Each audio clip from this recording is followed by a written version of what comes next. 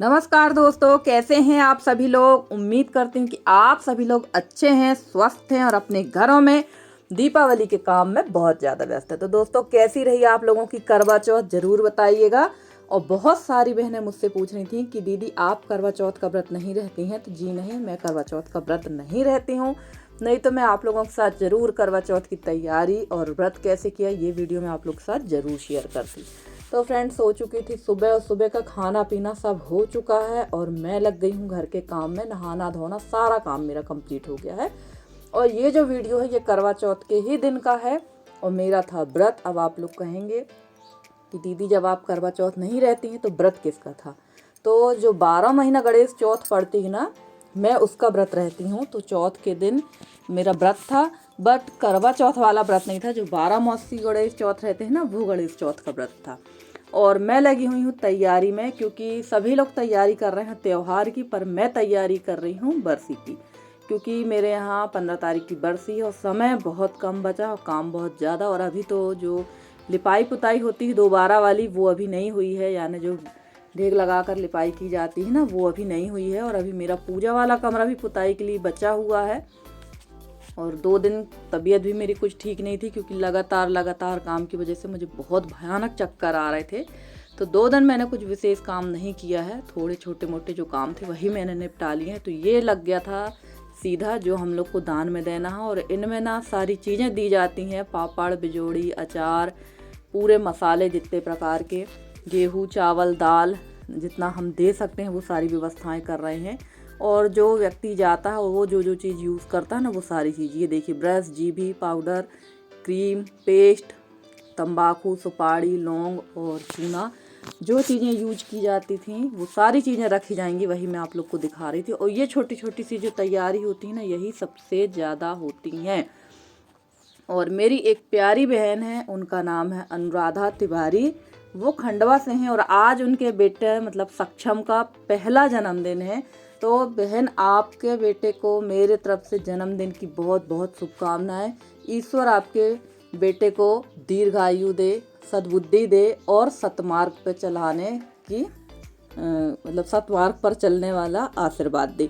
मेरा तो यही आशीर्वाद है। और खूब तरक्की करे आपका बेटा, दिन दुगने रात चौगने बढ़े। अभी बहुत छोटा है, पर मेरी ये सारी दुआएं उसके साथ में हैं।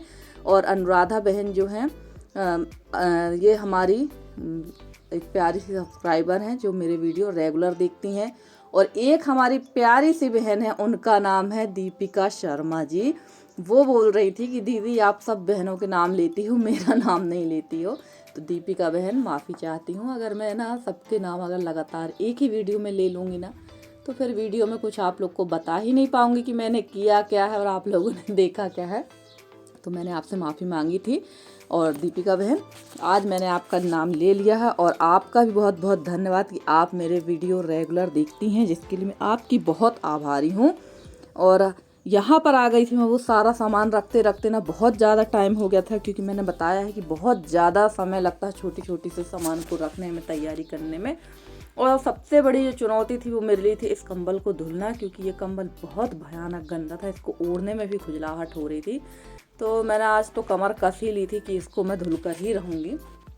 और हमको लग रहा था शायद ये कंबल धोने में बहुत ज़्यादा हैवी हो जाएगा, बट ऐसा नहीं था। बड़ी आसानी से ही ये कंबल धुल गया और बहुत अच्छी तरह से ये निकल गया था आसानी से। देखिए कितना गंदा पानी हो गया था इसका।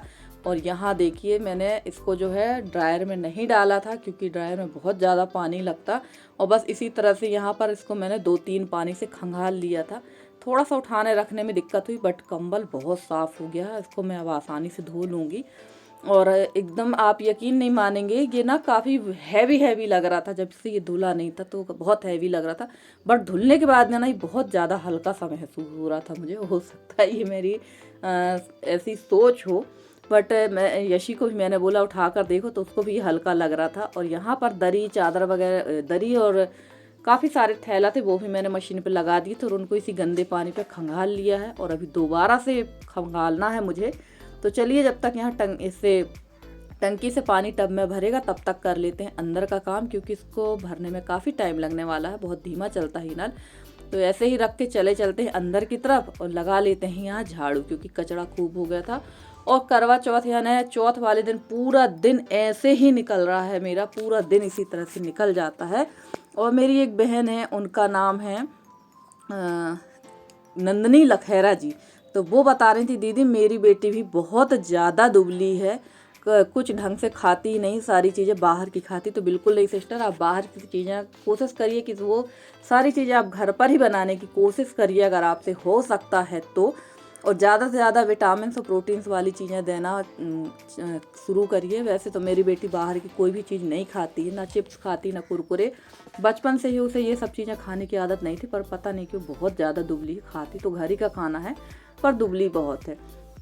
अब देखते हैं सही समय आने पर शायद थोड़ी सी हेल्थ आ जाए। और देखिए मैंने कहा था ना कि पानी मैं लगा के गई थी, बहुत ज़्यादा गंदा पानी निकला दोबारा से भी।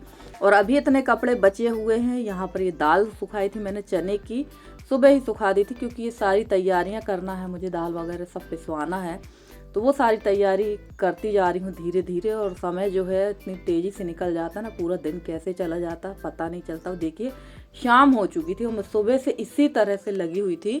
और एक और मेरी प्यारी सी सब्सक्राइबर हैं, वो कह रही थी कि दीदी मैं जब भी थक जाती हूँ ना तो मेरी सासू माँ, देखिए मैं उनका नाम भूल गई, मैं अगली बार नाम ज़रूर बोलूँगी। तो वो कह रही थी, मेरी सासू माँ कह रही थी कि जब भी थक जाया करो तो निधि की वीडियो देख लिया करो, आपको देखकर मुझे बहुत एनर्जी मिलती है, आप इतना काम कैसे कर लेती हैं। तो सिस्टर जी मजबूरी है कि मैं इतना काम मुझे करना पड़ता है, क्योंकि चारों तरफ जो भी एक ग्लास भी अगर बाहर पड़ी तो मुझे ही उठाकर रखना पड़ेगी। तो मजबूरी हो जाती कभी कभी, मैं ना चाह कर भी मुझे ज़बरदस्ती काम करना पड़ता है। तो चलिए यहाँ मैं बना रही थी आज साबूदाना की पूड़ियाँ बनाऊँगी। तो आलू मैंने ले लिए थे, उसमें डाल दिया था साबूदाना का पाउडर जो एक दिन पहले मैंने भून कर पीस लिया था, और मूंगफली का पाउडर।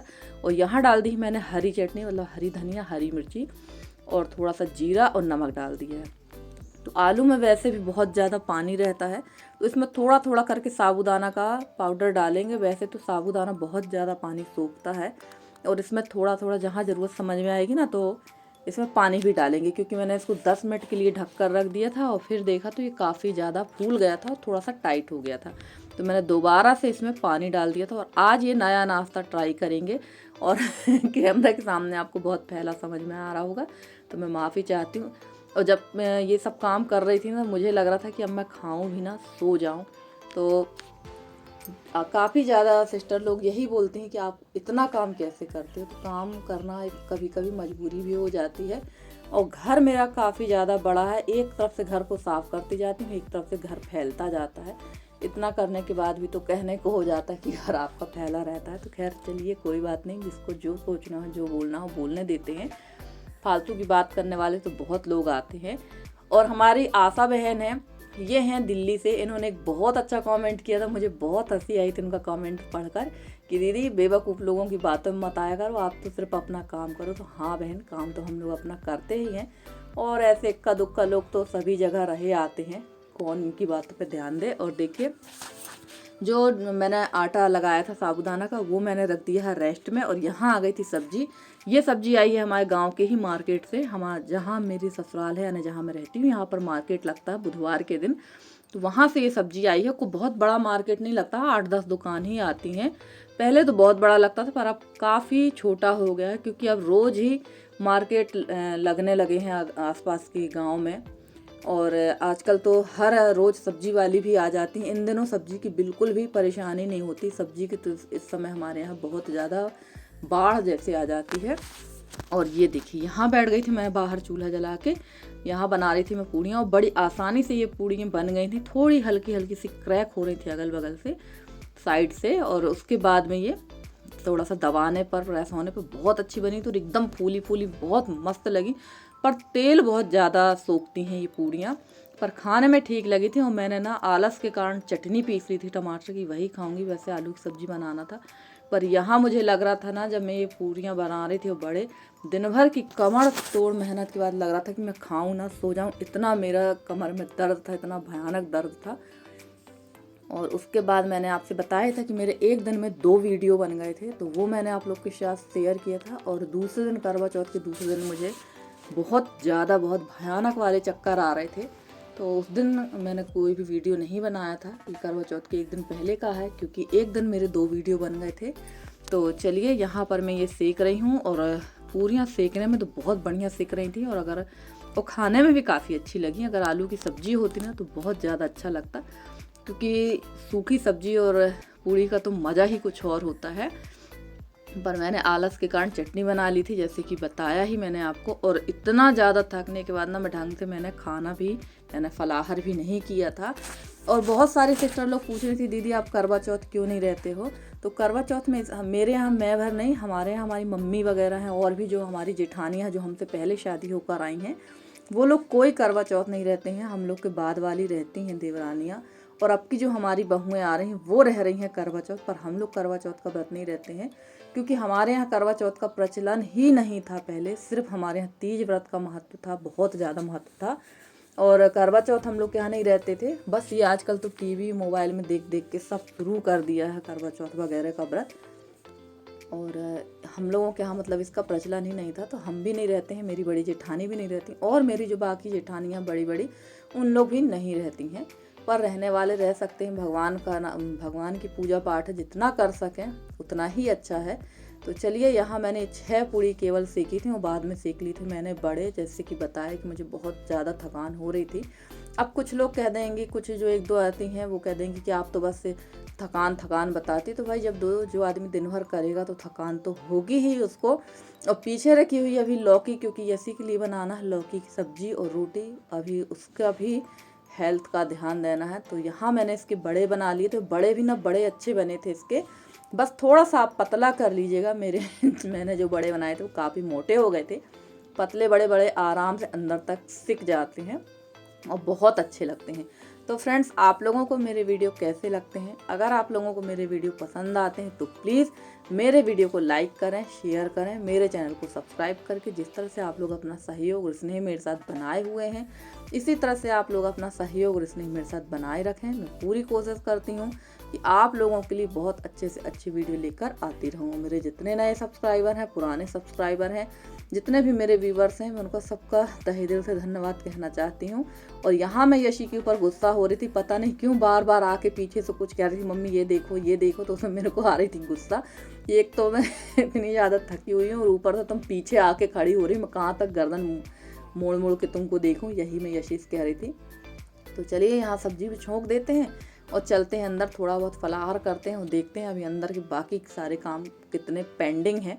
तो वो सारे काम भी निपटा लेते हैं और उसके बाद करेंगे आराम, क्योंकि रात भी हो गई है और दिन भर की अच्छी खासी कमर तोड़ मेहनत भी हो गई है। और यहाँ पर चूल्हा इसलिए जला लिया था कि ये बड़े वगैरह भी सिक गए हैं और सब्जी बन जाएगी और इसी में रख दूँगी दूध। तो आइए आप लोग भी करिए हमारे साथ फलाहार। और ऐसा लग रहा था कि भूख बहुत तेज़ी की लगी, पर जब मैं खाने बैठी तो ये भी नहीं खा पा रही थी मैं, क्योंकि थकान की वजह से खाना भी नहीं खिलता, फलाहार भी नहीं खिलता। तो चलिए फ्रेंड्स, आज का वीडियो अच्छा लगा हो तो प्लीज़ एक लाइक करिएगा, चैनल में नए हो तो चैनल को सब्सक्राइब करिएगा। मिलते हैं अगले वीडियो में, तब तक के लिए bye bye and take care.